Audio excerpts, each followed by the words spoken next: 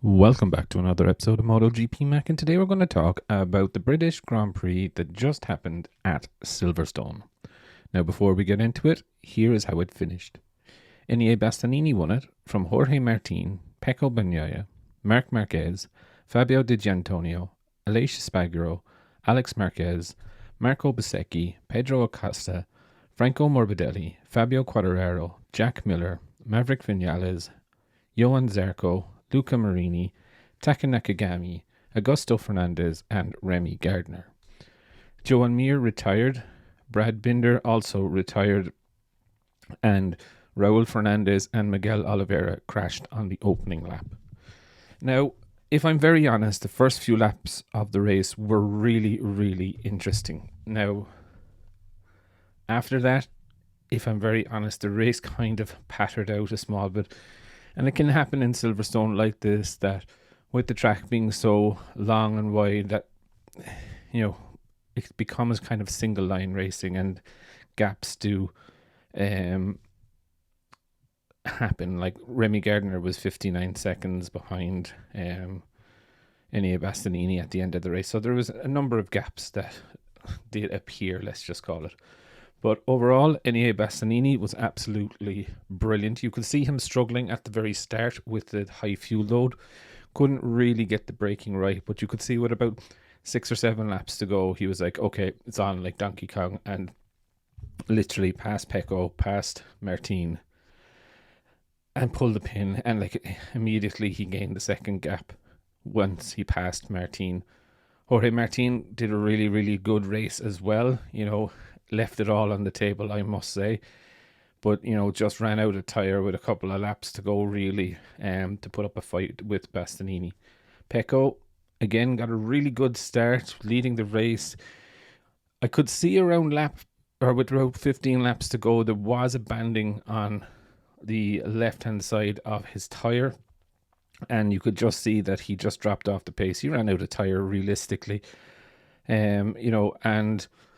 That was his race run. The lads just passed him and pulled a gap immediately, and that was it. Marc Marquez, solid race from Marc. I believe Marc is on the GP23B, like the other GP rider or GP23 riders. They've got the upgrade to the newer version. Not 100%, but I believe that it is. Fabio Di Giannantonio keeping Marc Marquez very honest. Aleix Espargaro, again, really good race with Aleix. Aleix was running the hard tyre. One of the only people to run the hard front tyre in the race. So kudos to him. But you could definitely see where the Aprilia was suffering was coming out of the corner, and the horsepower to get its ass out of the corner. Marco Bezzecchi had a good race. He was struggling at the start of the race, so he had to come through the field quite a bit. Pedro Acosta kind of fell backwards a small bit. But again, saying that, really good race from him. Franco Morbidelli had a great race, and I will be very honest, it was a great race. Double long lap penalty for his fuck up yesterday. And, finishing in the top 10 or 10th is not a bad thing. And, realistically, only 9 seconds behind Pedro Acosta. So it shows that he would have been there or thereabouts on the pace if he did not have the long lap penalty. Fabio Quartararo, winner of the Japanese Cup. Keeping Morbidelli honest. Well, I think Morbidelli was coming back through the field to catch Fabio. But saying that, again, it was a good enough race for Fabio.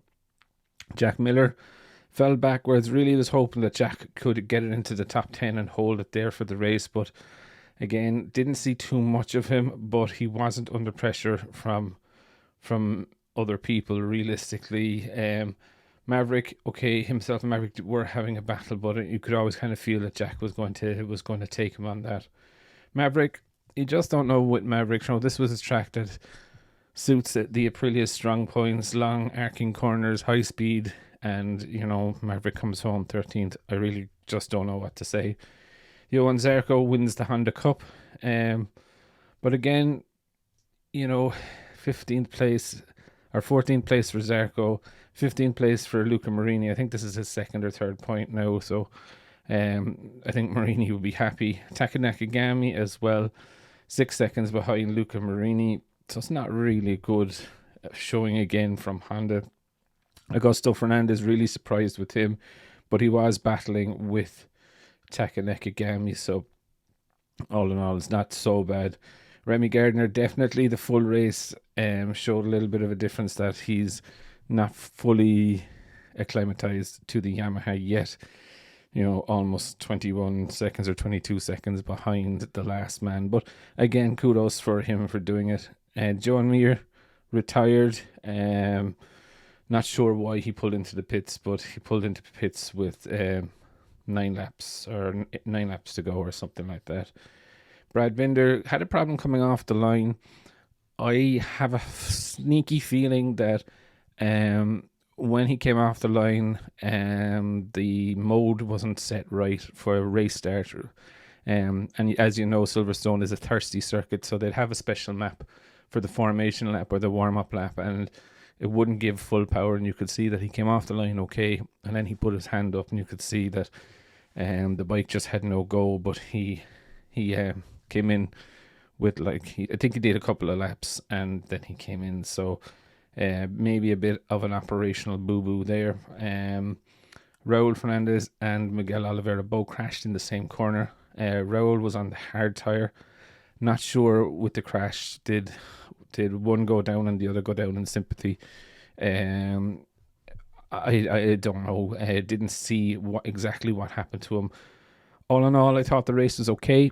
It did just get too spread out, and there was a bit of checking your phone in the middle of the race, which kind of not a sign of a good race.